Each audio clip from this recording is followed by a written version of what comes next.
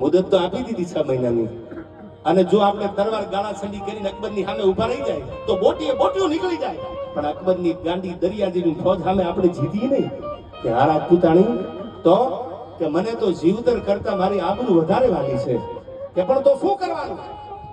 રાજપૂત એક વાત સાંભળશો?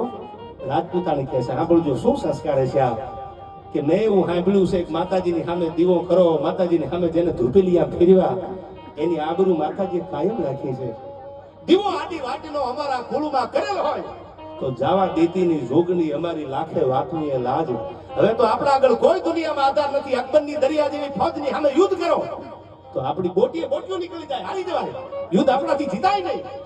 અને જો ડોલી આવી જાય તો મને તૈયાર કરીને બેહાડતા તું રાજપૂતાઈનો ધર્મ નહીં લાજે?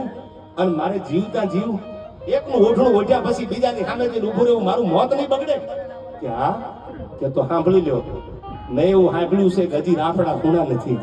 જાઓ ઘોડાનામાં પેગડામાં પગ માંડી દો અને જાઓ સૌરાષ્ટ્રની ધરતીમાં, કાઠિયાવાડની ધરતીમાં ક્યાંક હવા વેતની નાગણી મળી જાય ને તો ગોતી લ્યો, અને એ મળી જાય કોક જગદંબા માતાજી તો એની આગળ એટલું કહેજો કે અમારી આબરૂ સલામત નથી માં.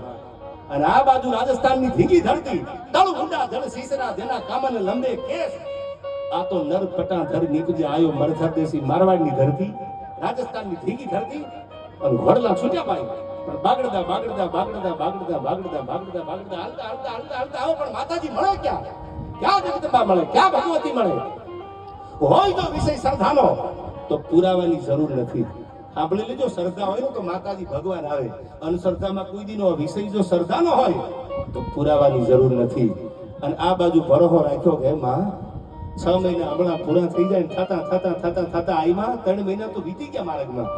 જેવા 3 મહિના વીતી ગયા, 3 મહિનાની અવધિ બાકી રહી, આ બાજુ તૈયારી થવા માંડી, અને આ બાજુ રાજપૂતાણી માતાજીની સામે બેહી ગઈ, હાથમાં ધૂપેલિયું લઈ કે હે જોગ માયા, હે 9 લાખ લોબડિયાળી, અમારી આબરૂ તારા હાથમાં છે માં, જોજે હો, અમને જીવતર કરતા અમારી ઇજ્જત વધારે વાલી છે.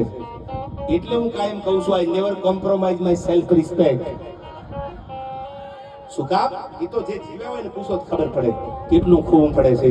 અને આ બાજુ બાગડતા ઘોડા નીકળી ગયા. હવે વાત સાંભળજો રાજભાઈ, શું કામ કીધું બેઠા, પણ ક્યાંય માં નથી મળતી. અંદરથી આ મુજાકો થાય ક્યાં માઈ છે ને દુનિયામાં ક્યાંય માં નથી. હવે નક્કી આબરૂ વહી જવાની, પણ હાલતા આઈમાં આજનું જે હળવદથી તમે મોરબી વાળા રોડ ઉપર ચડો ને એટલે રસ્તામાં ચરણવા ગામ આવે છે. મોરબી થી હળવદ આવો અને હળવદ થી મોરબી જાવ એટલે રસ્તામાં ચરણવા ગામ છે. એ ચરણવાના પાદરમાં અજયભાઈ ઘોડા પૂગ્યા રાજપૂતના, રાજસ્થાનનો રાજપૂત, અને ઘોડાની પડગલી બાપુ આપતી આવે